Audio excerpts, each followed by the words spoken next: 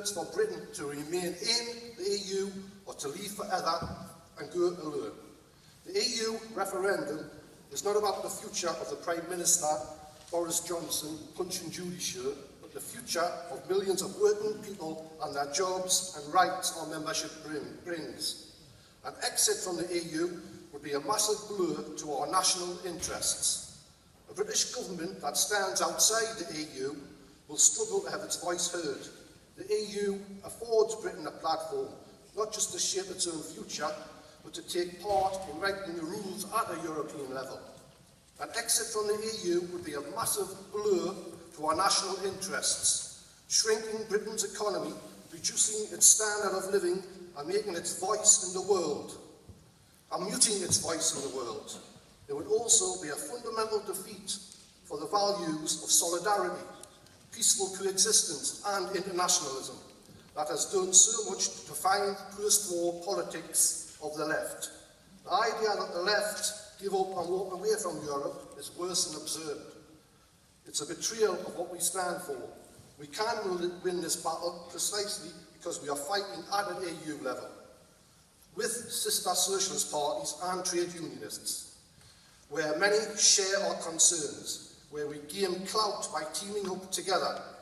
As the UK's single biggest trading partner, the EU is crucial to British businesses, jobs and investment opportunities. 3.5 million British jobs are dependent on UK trade with Europe. In my northeast, which is due to receive 660 million worth of EU funding over the next 5 years, which northeast people will be the net beneficiaries of. For every pound contributed, we get more back. This keeping people in good jobs and relying on trade with our European neighbours. In a region where unemployment rates and child poverty are among the highest in the UK, we simply cannot afford to sever such ties and jeopardise our role as hosts to such job-boosting companies as Nissan and Hitachi. And the key gains achieved in the EU over the last half a century, for example, on ensuring paid holidays, parental leave, protection from unfair dismissal for workers, on efforts to tackle human trafficking and protect women's rights. Pulling out of the EU would, in one fell swoop, strip the UK of all these social protections. The anti-EU right are now a serious threat and threaten an EU breakup. This would enhance the power of the right and generally promote national divisions to its own advantage. Only the left have answers that can benefit the majority of people.